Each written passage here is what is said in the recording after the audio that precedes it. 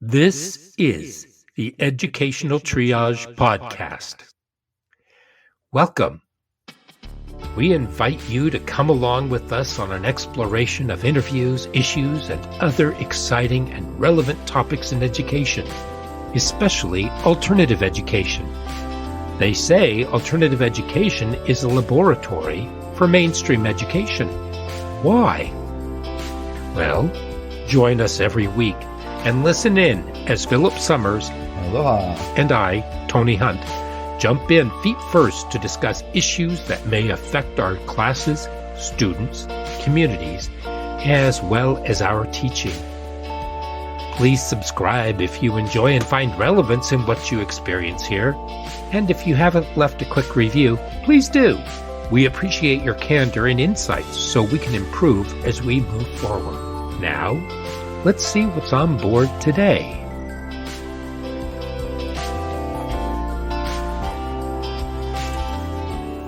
Welcome, everybody, to Educational Triage. This is Tony, and I am, of course, joined with the wonderful Philip Summers. Hey, Philip.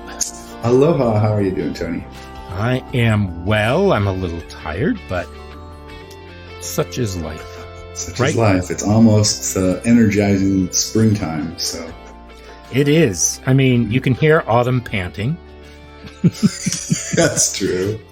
And you are sitting there petting your cat. My comatose cat. Your comatose cat. He's snoring, actually. I was worried he might get picked up. There might be a little buzz in the background. My cat snores. Oh. Well, today, I came across an article the other day, and it was called 40 Years Ago, A Nation at Risk Warned of a Rising Tide of Mediocrity in U.S. Schools. Has anything changed?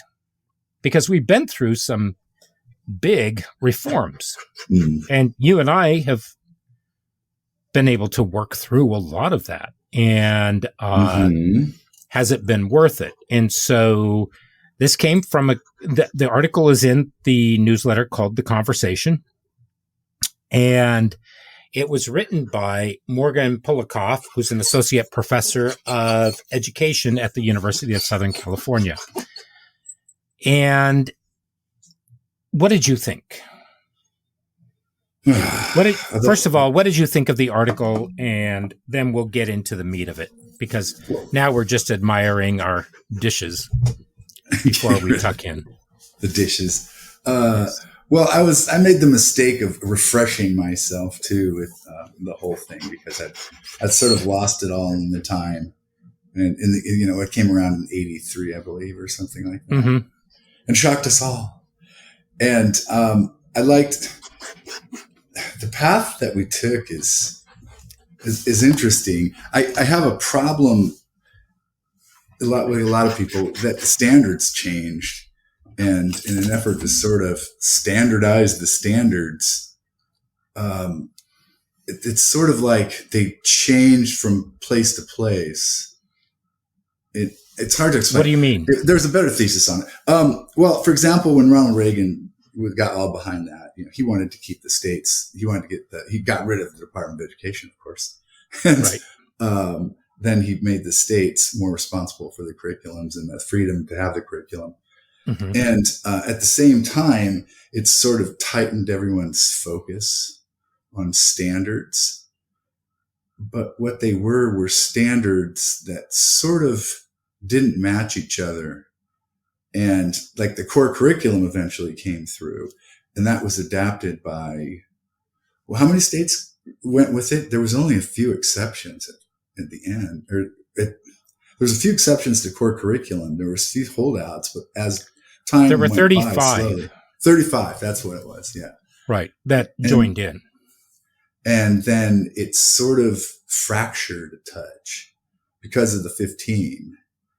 So I guess my point is this, that the way that it's measured, if we made the improvements at all or addressed it, sort of is not standardized.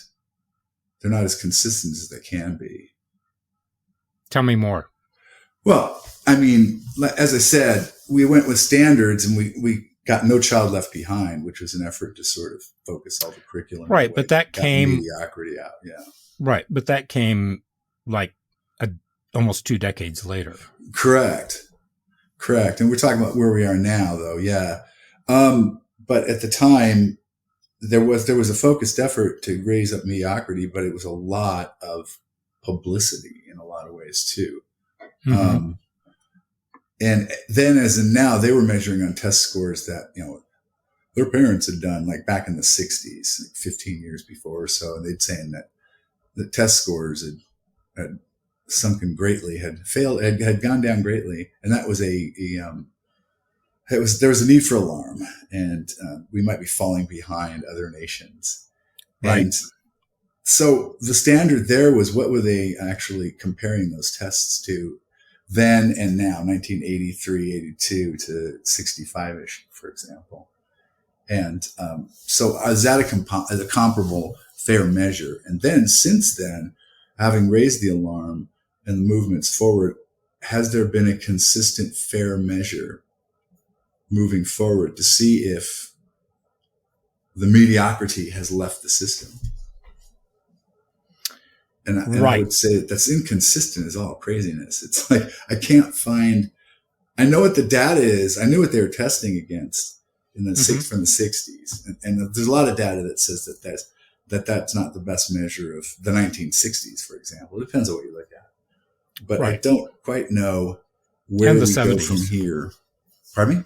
And the 70s. Yeah, and the 70s. Because why would they skip a decade? Well, the 70s are sort of like the decline of education or something. It's like, I should look more at the data in the 70s. But I'm not sure what test scores to look up. I mean, how do you measure school performance? You and I both know it's very independent. Well, actually, that's something that you and I have been talking about for quite some time, and that is how unreliable test scores actually are. Yeah, and depending on which ones you want to use, and exactly. And so now they're standing here after all that time, and have we addressed the problem? And I would say that I don't know if there's a way to comparably or to effectively look backward on it, and say yes, or look, we made this gain or that gain. I do know politically what happened. It was very interesting, but yeah, as far as like realistic gains or losses, I'm not quite sure how to measure those. So let's take a look at what the most important points were from A Nation at Risk. Yeah, let's go through that. Okay, the first one is American education is in a crisis. Yeah. And that had to do with just basic test scores and the competencies, I believe, as compared to other nations. Yeah, I think those were the other nation scores. And so we were falling behind. I remember that. Japan. And it says here that the factors were declining test scores, lack of rigorous standards, and greater, and a gap between the performance of white students and minority students. So the achievement gap. Yeah. Yeah. So it says that the crisis threatens the nation's economic security and social fabric, that the nation must take steps to address the crisis, including increasing funding for schools, more rigorous standards, and greater parental involvement. And I think these are all things that we're going to have to talk about anyway. And the report argues that students should be accountable for their own learning. And then that would probably be, actually, that's where, okay, so those are the most salient points. Yeah. And then the article comes back and says that some progress has been made since that was published, but that there's still a lot of work to be done. It cites declining test scores, a lack of rigor in the curriculum, and a gap between the performance of white students and minority students as some of the challenges still facing them. And that even though we've made this huge leap, in a sense, to close the achievement gap, it's still there. Right. there is also, let's see, I'm trying to find my notes. Okay.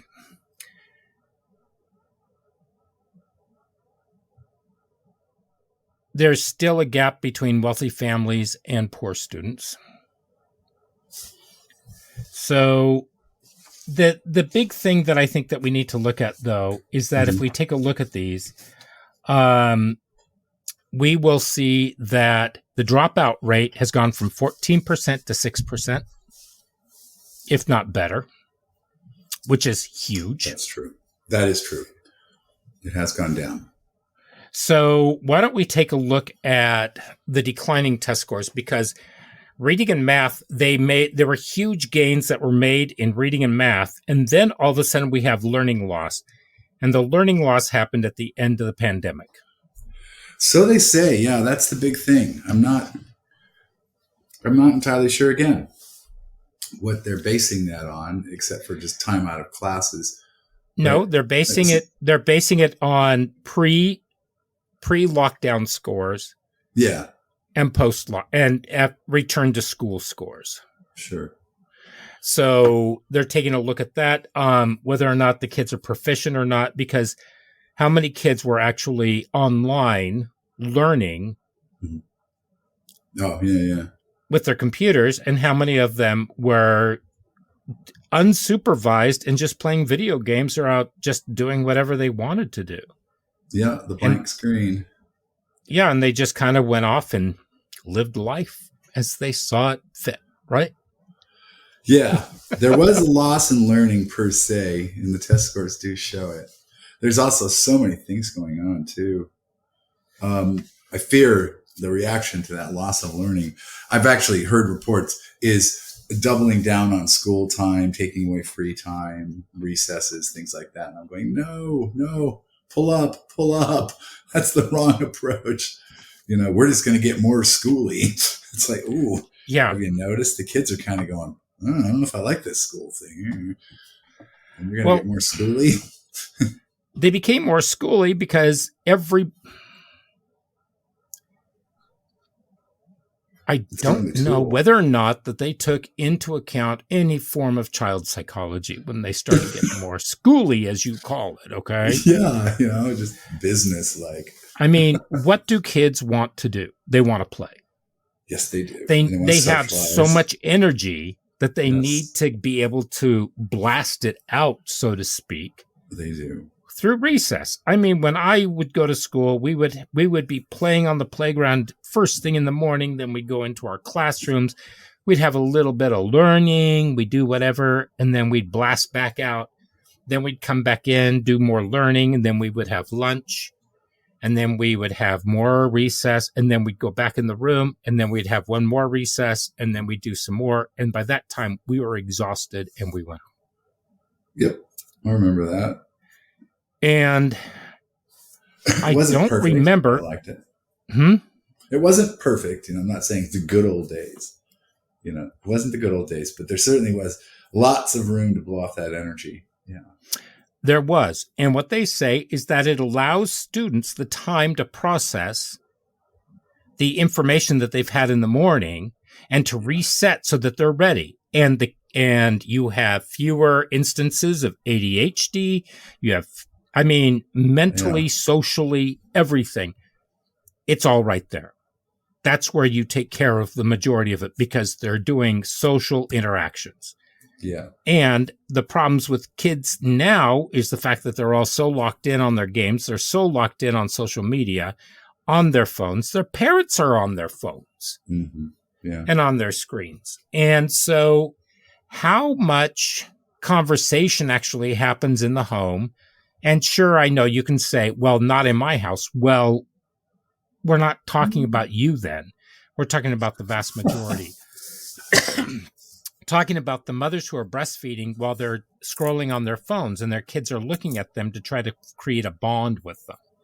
And so they're not able to create a bond because the mother is not looking at them. And that's one of the most important things. There are all kinds of missing pieces in a child's life now because of technology. Yeah, that is true. That is true. So, and back when Nation at Risk came out, sure, there was that call, and as we talked about with teachers' rights, that there had been a decline prior to that in teacher recruitment. They were having a hard time with it. And then all of a sudden, this became the battle cry, and more people came in and they started saying, I'm carrying the flag. I'm going to teach. This is my calling. I really want to get in there. I want to help. I want to be there for that. So, it's ironic. Mm-hmm. Because at that particular period of time, the groundwork was being laid for the underfunding and the devaluation that we're facing now. Right. So, and we talked about that in our last two-parter, where we talked about the funding and the infrastructure and everything else. And if you're going to talk about equity, you got to be talking about funding, because why are the wealthier schools getting more money than the lower socioeconomic serving schools? Why and same thing with the staff. Why aren't those staff all the way across? Why aren't we treating everybody equally? Yeah. And everybody, and you know what? I can ask those questions and I will get 100 different responses from people. But I think you'll probably get them within the framework of the same idea set. And I think that idea set's coming kind of old. It's getting old, the old, well, yeah, but it's a waste of money. Or, oh, you're right, but I don't want my taxes raised. Or, no, I just don't want to pay for that, inside the back of their head, thinking about the question that requires more funding to be answered. They're still going, yep, but I'm still not going to put any money into that. And it's sort of like a kind of a brain, a zeitgeist. It's like a belief that, no, it's just not worth the money. Although I'll say it's worth the money, I won't really give it the money. Well, saying that you are going to fight for schools, I'm going to say is a political gaslight. Yes. Oh, gosh, yes. Because the politicians are the ones who are sucking the money and siphoning it away from the schools for other projects. It's the same old scam. They bring something up for a vote and they say, this is for the children. So what I caution people to do is to read the fine print, because you will find that 5 to 10%, if even that much, goes to the children. The rest goes elsewhere.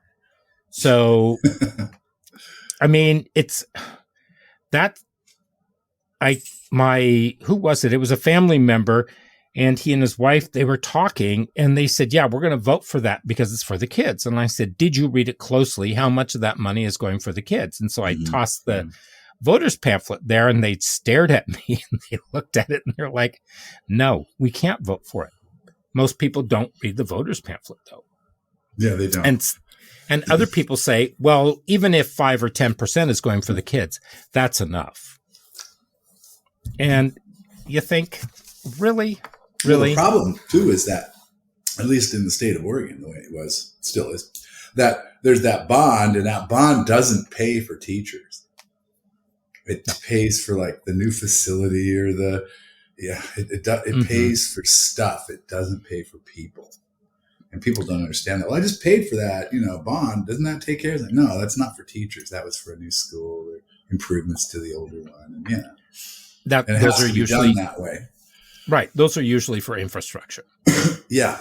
So it gets you a nice school district, but it doesn't give you those teachers that everyone knows makes the world go round. Right. So now let's talk about the next piece I'm going to talk about with this is the parental involvement, because it says that we need to have more parental involvement. Now, right now, as you know, they passed a bill, the Parents' Rights Bill, in education. And there are a lot of people who are furious about it and other people who are just going crazy over the whole thing. Yeah. I'm going to say that that the solution is actually somewhere in the middle. That it's not, I've seen teachers who are furious because how dare a parent come in to their classroom or tell them what they can teach when they're the ones with the advanced degree. So they know better. Well, I'm going to have to say that somebody's suffering from a bit of hubris there. Oh, because I wouldn't pretend to do that. Because you're supposed to be in charge of my kid. And so I want to know what's going on with my kid and how my kid is doing there. There's some parents who really don't care. There's some parents who just figured that, if their kids are acting like little piranhas feeding on a steak all day, just going half crazy and just being destructive, they don't care about that. They care about what materials you're using. That's not okay either. Yeah. But I don't think that. I think that parental Bill of Rights is just it's meaningless and it's a political football. It is because if you come into me and say, "Hey, I've had actually a parent say just once when I was showing, they were in the room and I was showing old racist ads, no less, of back in the Durham tobacco and just very, very horrible African-American images, the art, sure am sweet and all that. And, it portrays all the stereotypical stuff, the watermelon eating. It's awful. And these were in drugstore windows. And I was showing the kids this and one of the parents didn't quite understand. She's like, what is that? And I had to explain, that's a lesson. We're studying, how people change and how we accept things and mores over the years. This used to be acceptable. And then, of course, get to the 60s where the little lady's staying at home, doing the laundry, get her a new washing machine. That's just a tad sexist there. But, we get better as we get older and wiser, supposedly. So I was just making that note. But one parent went, holy cow, what the heck is that? And I don't blame her. Well, there's an evolution. Yeah. Yeah. There's an evolution. I mean, the men no longer go out with big clubs and spears and bows. Well, they don't all wear those ties. They don't wear hats to work anymore. That's for sure. Well, some do, but the 60s. Oh, in the 60s, that hat thing. The derbies. Yeah. I mean, they had a style, and guys don't do that anymore. It was definitely man style. Yeah. No, that's true. I mean, things do change. But if a parent came in and asked me what I was teaching, I have had no problem with that and discussing it with them. No problem. Because if you have a problem explaining to a parent what it is you're doing. Now, the one thing I do take issue with are the parents who got the superintendent or something fired for showing Michelangelo's David. I've heard about that stuff all my life. Every about 20 years it comes up. But that kind of censorship is not new. No, it isn't. There were people screaming about a print of a Botticelli print showing the cherubim in the newspaper. And they were talking about how that was pornographic. So that's when you have a teachable moment and you can talk about what is art. Yeah. Yeah. That's true. I was going to say, you don't talk about what is porn per se, but what is art? No. Because that's true. You don't want to go that way. But I was just thinking when I was a kid, there was this game called Masterpiece. And it's the weirdest game for kids. You had it? I have it. Paintings and all that? You still have it. And the forgeries. And I have it in the box completely together in my closet out there.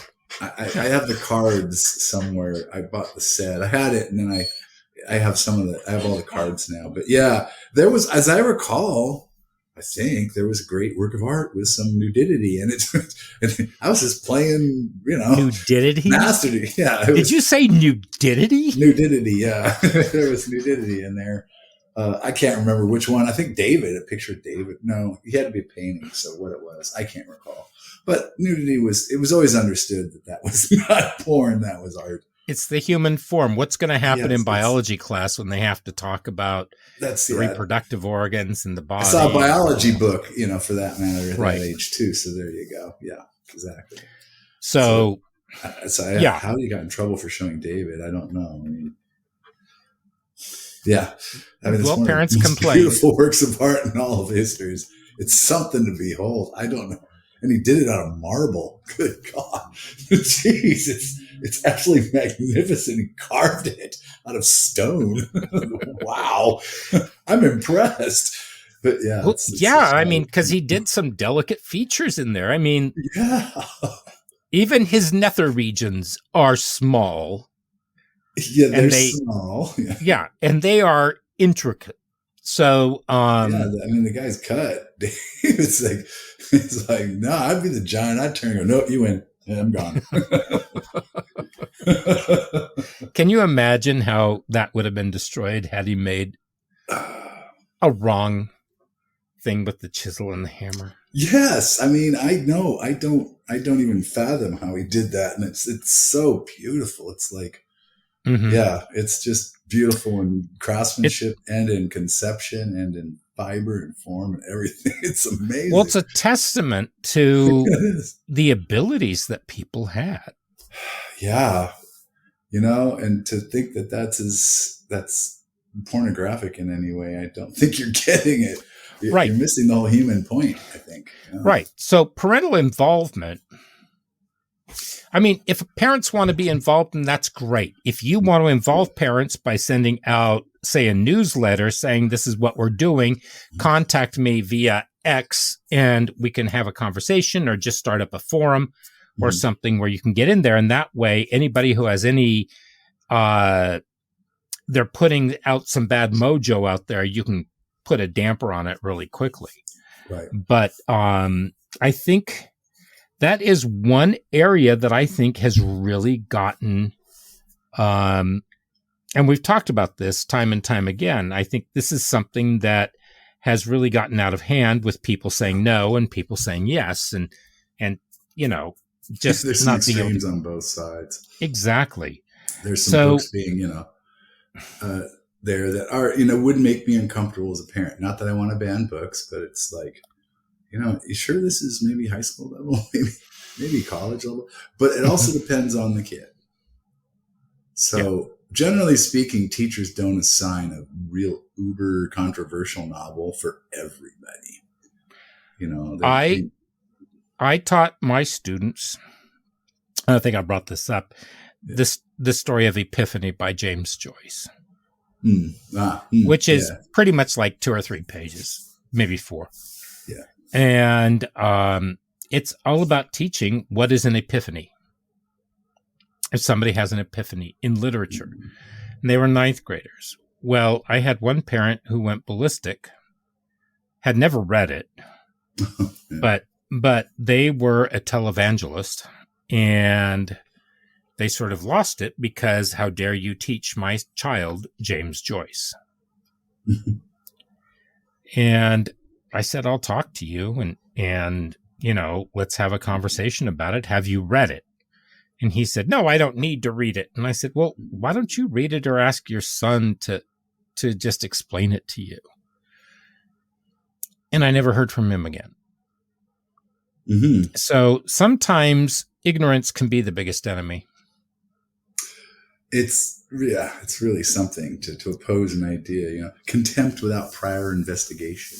Yes. I like that phrase. Okay. So let's take a look at learning loss, and everything that we've done. Have we really made huge gains in reading, writing, and arithmetic? And have we? No, I was thinking arithmetic. Arithmetic's always been hard. Well, for me, it has been. I think forever. I think eventually, once I get everything else, kind of leveled off, I'm going to start looking at some courses so I can reteach myself some algebra, go into algebra 2, maybe do some geometry, and then get into some of the higher maths, just to kind of get everything going, just for my own edification, I think. But if you think about it, back in the old days, some people said that they were terrible with math, but the truth is with math, you just don't get it until you get it. Yeah.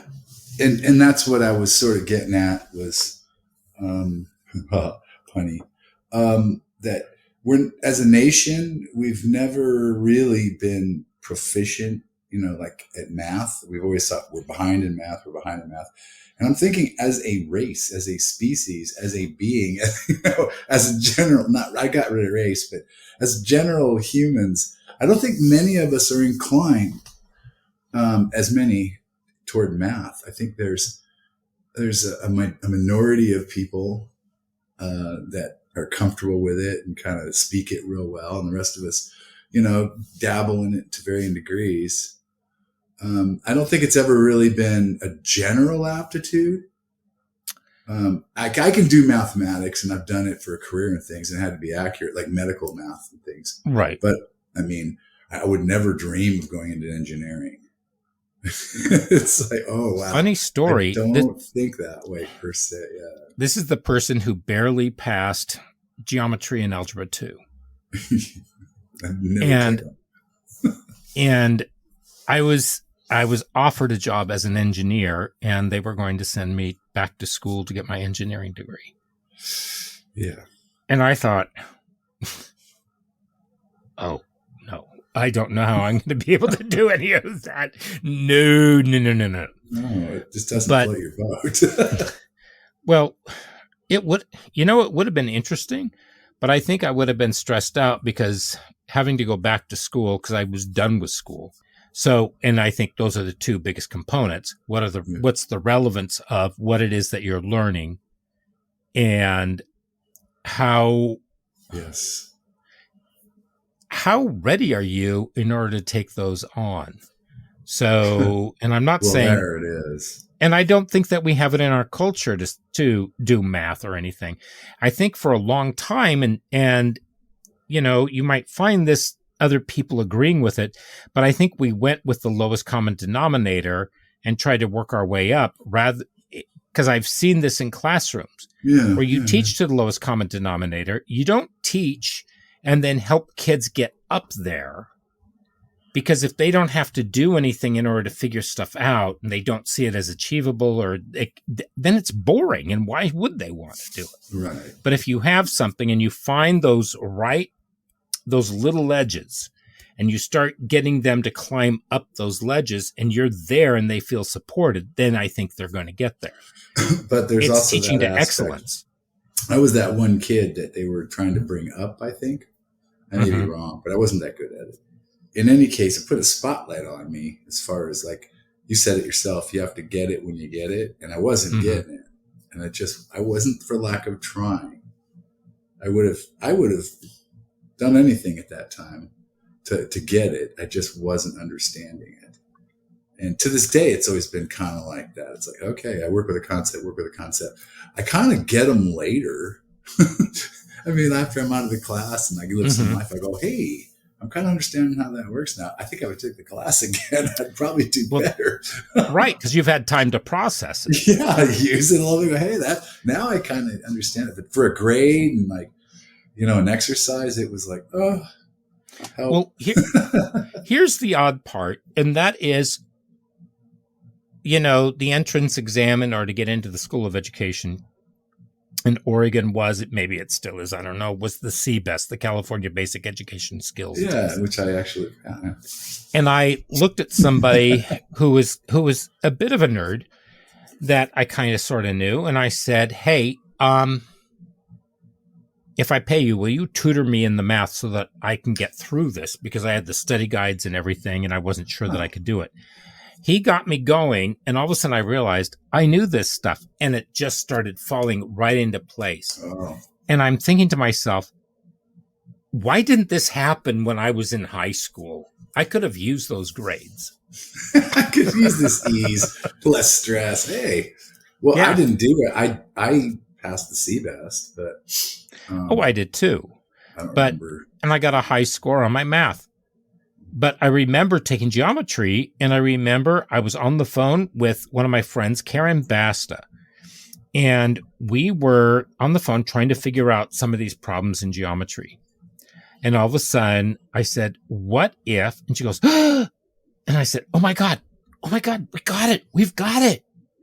And she's like, yeah. So we were pumped. We walked into class the next day. We're just like puffing out our chest. And it's like, we finally got it. Oh yeah, baby. And we looked up and our teacher, Mr. Utter, I kid you not, that was his name. He was from Australia. He was a visiting teacher. Mr. Utter, spelled as in a cow's udder. He said, who would like to come up here and put it up on the board? And Karen and I are like, yeah. So he called on me. So I went up there and I did it. And I turned around and there were all these mouths that looked like they were ready to swallow something, but they weren't sure what it was. And their eyes were kind of, what? And Karen's just sitting there beaming and I'm beaming. And Mr. Utter looked at me and said, what is this? And I said, the answer. And he said, how did you get that? And I said, it's all right there. All the work is all right there. Got it. And I could see Karen's face was starting to fall a little bit. I was like, no. He just doesn't understand. And then he said, who else would like to come up? And of course, yes. Another friend of mine who was good at math said, I'll do it. He came up there and he did it. And I sat there and I looked at it and I looked at Karen and I looked at mine. And I'm like, I don't get it. I just don't get it. Right. And I can see my answer, somebody's right answer. I can see my work doesn't match their work. Now I don't get it. It's like I'm back to score zero. It wasn't I like have no idea how you progress. How you even got that. And then we had to learn the postulates and the theorems and everything because we had to write proofs. Yeah, right. Okay. And my brother looked at me and said, dude, it's all about logic. And I said, it's not about logic, because if it was logical, then I would get it right off the bat. It would have like a boom, boom, boom, boom. I like logic. So anyway. What's that say about me? Oh, God. It's, math. Yeah. Math has revealed to me many things about my psyche. But see, and so I'm saying that when we're trying to pump up those grades in math and those scores in math, I don't think we've ever really been able to, because I think most of America is like you and I. Mm-hmm. Excuse me. But we do get it. We eventually do. Right. We do. And we do eventually get it. But then there's so many people who are so turned off by it that they are, one, not going to class. So of course they're not going to ingest it.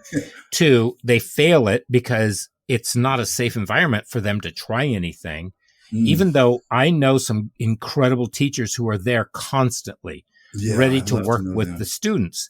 And I've had students who said, yeah, I go up there, but they're not there. And I call the teacher and they say, yeah, we were here, but here are the days that we are here. And this is the time that I can do it, because they've only got so much time anyway. Oh, yeah. And the kid's like, yeah, well, that doesn't work for me. And like, I lived in the tutoring center in college most of the time for just the math grade, for sure. Mm-hmm. So you have to, there has to be a way. And one thing that I think would be really helpful is if schools had peer-to-peer tutoring. Oh, that would be nice. But how are you going to reward the peer that tutors? Yeah, that would be nice. But how do you reward the peer that tutors? Well, I think that if they are, maybe they get credit at the end of the year. Well, I would love to say they get credit, but most schools won't do it. Well, then they might give them like an aid thing, but they don't really. And I think, geez, man, you teach best what you most need to learn. If you're out teaching kids math, there's a teacher that I know who became a math teacher, is one of the most loved math teachers in her school. And that's exactly why she became a math teacher, was because she could not figure it out. So she became a math teacher just so she could figure it out. That would be something I could do. If I could do math, I would love to do something like that, because it would be very nice to help people like me. And I remember Sister Mary Ellen in 9th grade, and no Cheech and Chong jokes because Oh, that was Sister the Mary same time Elephant, that Cheech yeah. and Chong came out. Oh, yeah, Ellen. Yeah, it was. She said the best teachers are the ones who go into something that they don't understand because they have to learn it themselves. So, okay. So reading and writing. Well, yeah. And I was a Kids, little worried about it. you're worried about reading and writing? Have you seen texting? Have you seen posts? Here's good Lord. the problem with writing is one, punctuation. Yeah. What punctuation? Two, because remember, we were working with some kids who just really couldn't even piece a sentence together. Yeah, I didn't know which words indicated which words to go in which order. Right. So they were missing a lot of it. Yeah. And it's like, come on, you read, right? Well, the way you learn how to write is by reading. And so having the kids read, and then ask them to write. I had kids who told me that they couldn't write. So one thing I made them do was every time we had a test in English class, guess what they had to do? An essay test. Yeah, you always have to write. It's an essay test. Yeah. I hated it too. So, but, students do it. Yeah. But as I tell them, writing is talking. Yes. But on paper. Don't write and because I've actually had kids write and wrote and I had the kid he was writing that. I can't remember what it's called in speech. It's got a name, but yeah.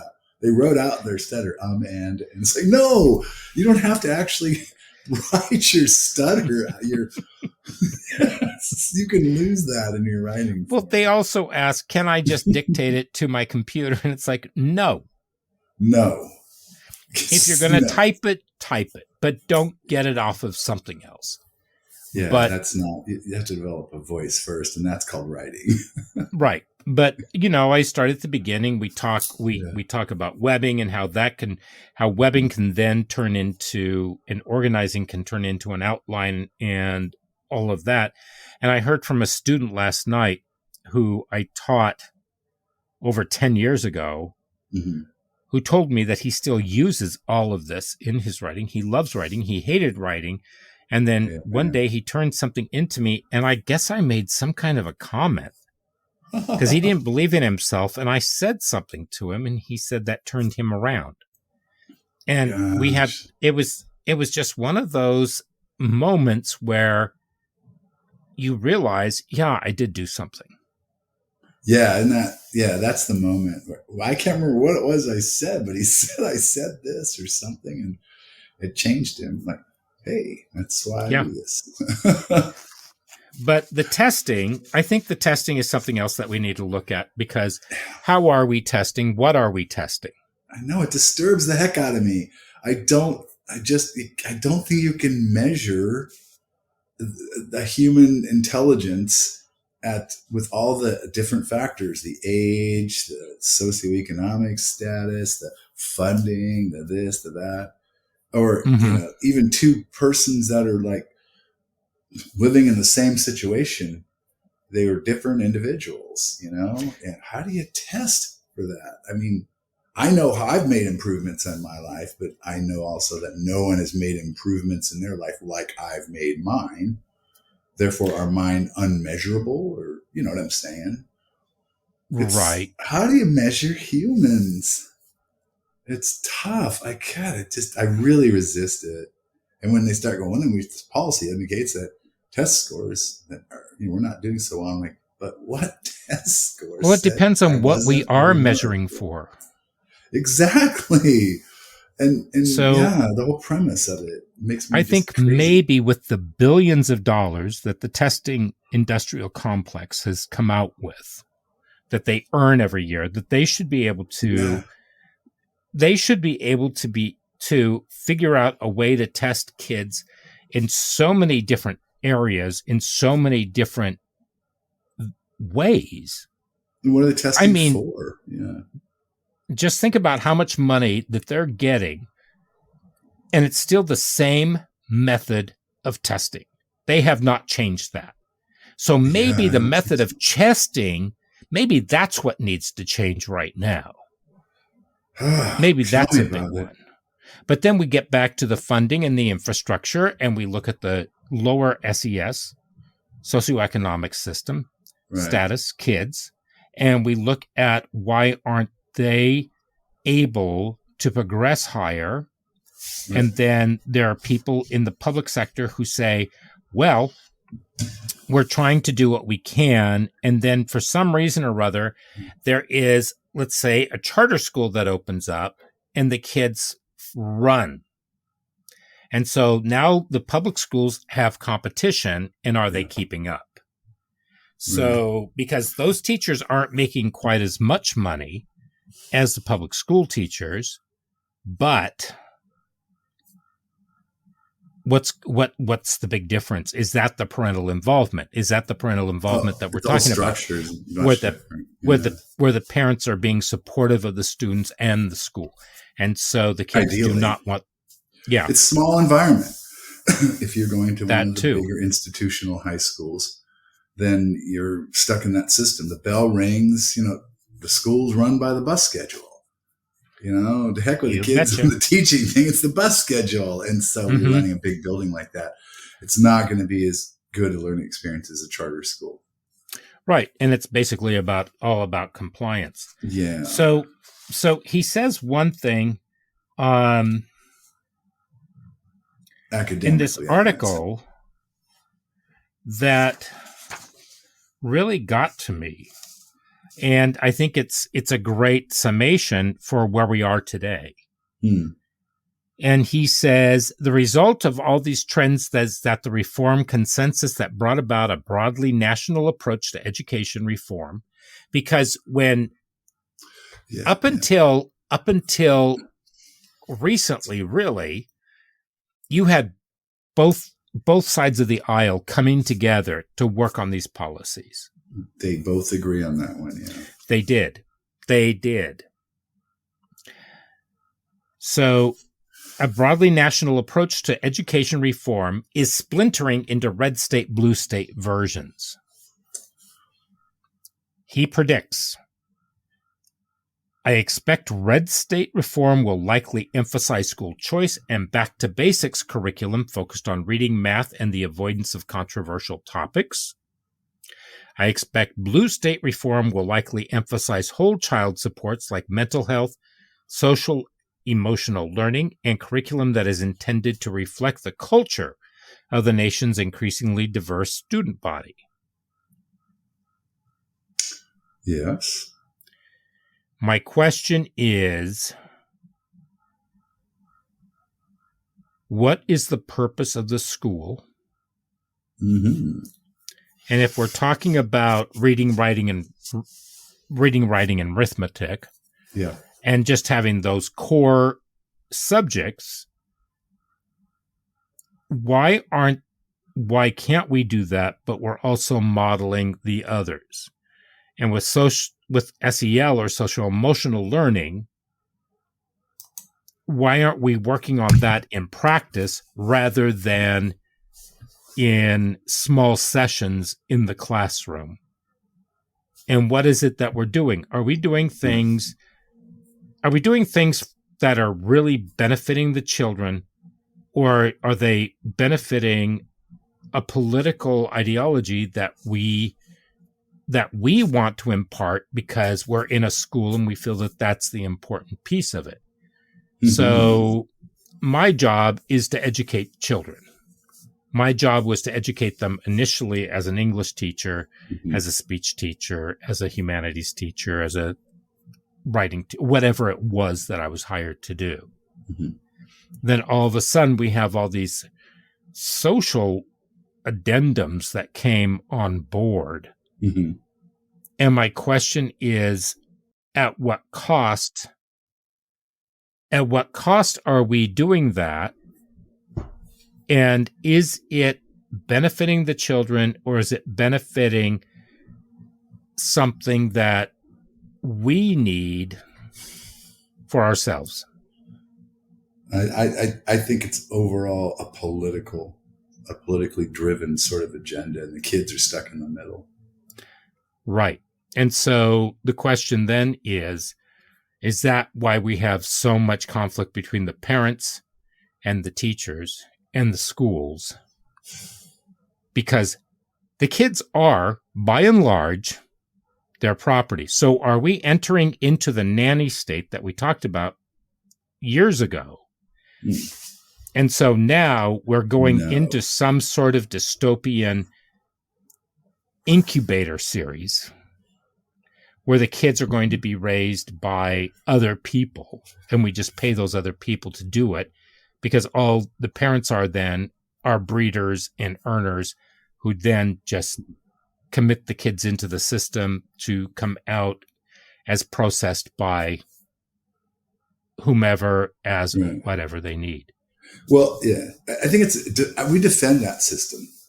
I think deep down inside our society doesn't want to let go of that system, that school system, the one that's breaking. They want to send their kids to the school, and the schools want to be big. They want to teach basically pre-college or academics.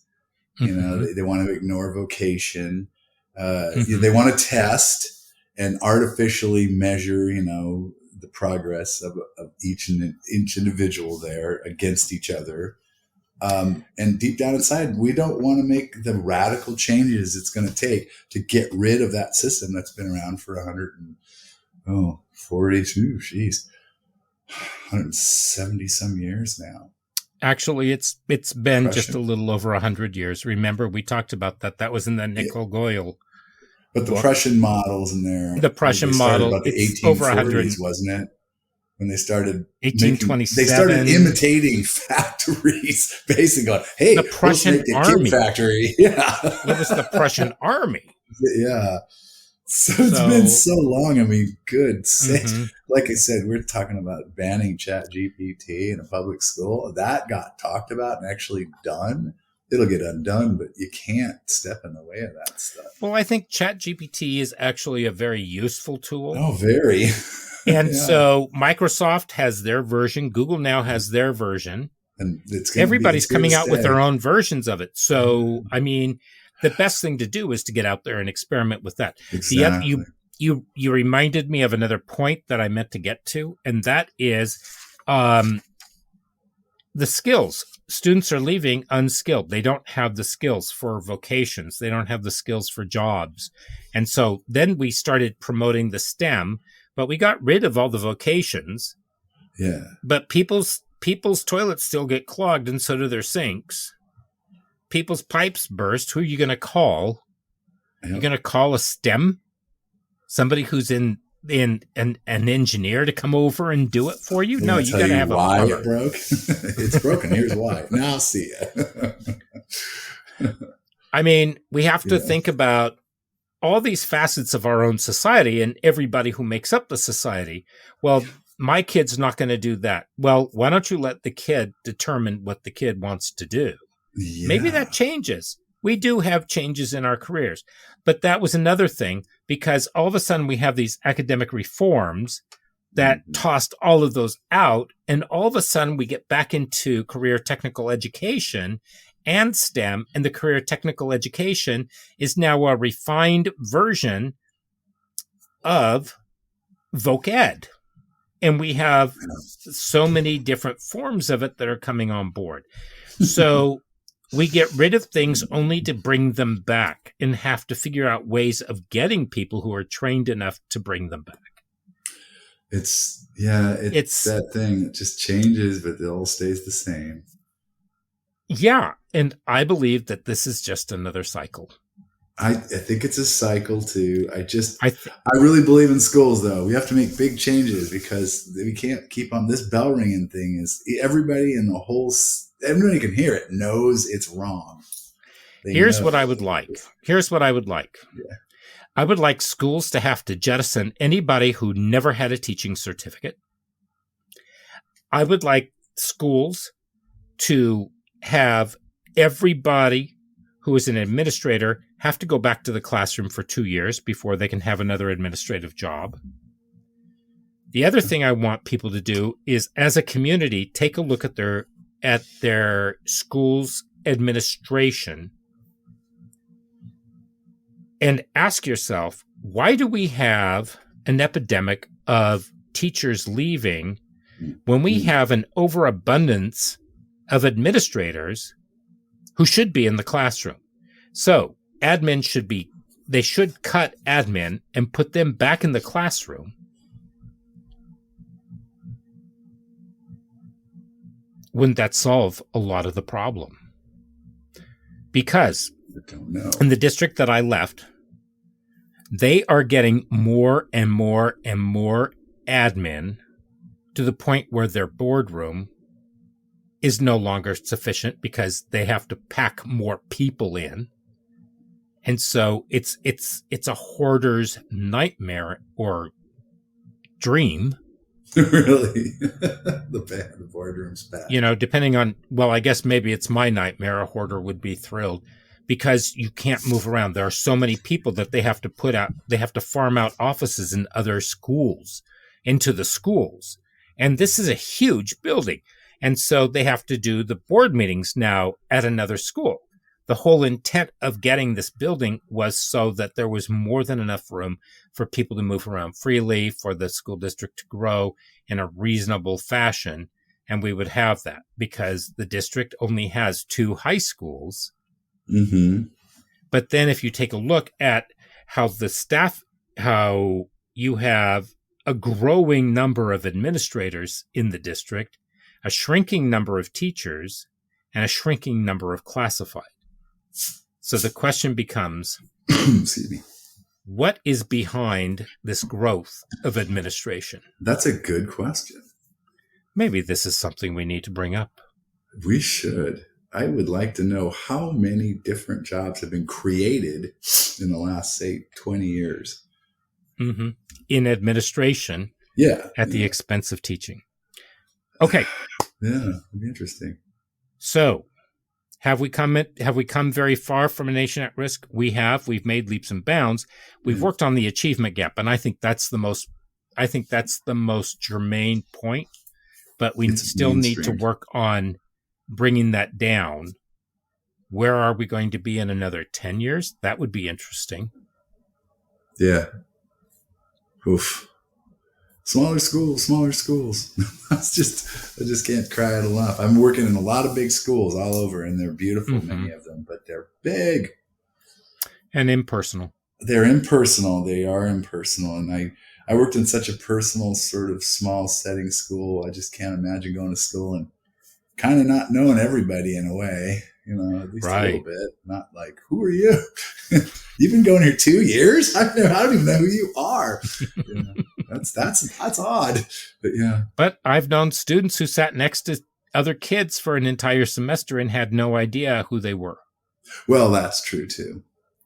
And really, even in the small setting, I mean, we used to give them a hard time. In a small you don't know group their name setting. Yet, guy. We've been here. In a small group setting. Oh, really? I had this one girl who was so into her into Tumblr, and she was into her like at that time it was like a little Game Boy kind of thing. And I was talking to her because I had my one-on-one service that I was doing, and this other girl was sitting there, and I said, "Is there who in your math class could you go to ask this question?" She said, "I don't know." And I said, "Well, you're in groups in that class because I know your class." And she said, "I don't know." I said, "Who's in your group?" She said, "I have absolutely no idea." And the girl sitting next to her in this conversation looked at her and said, "I have been tutoring you all year long." She goes, "Who are you?" Oh my gosh. And she said, "Are you effing kidding me?" No kidding. And the girl just kind of gave a nervous laugh and she said, "I never looked you in the face before." Oh my gosh. Oh, help us all. I've had kids in my program where we never had more than 40 kids, but I had all these, and half of those kids were on my team and the other half were on another teacher's team. Yeah. And we would do all these community things. And I would say, could you hand this over to so-and-so? And it would be, say, March or April of the year. And they'd both been there all year. And they said, who's that? And so it's just so odd. And I never had that. Of course, we didn't have the telephones at the time. Yeah, they just weren't around. Mm-hmm. Yeah.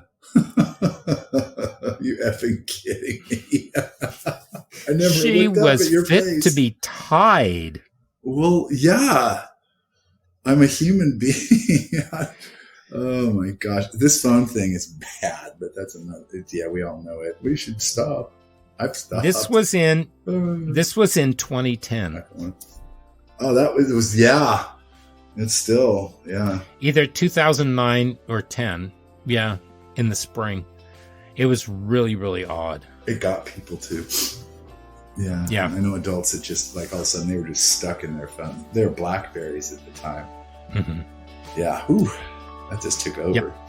Exactly. Okay. Right. So we will wrap up, and just for everybody, make sure that you subscribe, leave us a review, and make sure that you check for our next episode, which will be coming at you next week. We do have a whole catalog of older episodes, and at some point, we will be on YouTube. So check us out there. Okay. And so, Philip, once again, I will say adios. Aloha. And we are off.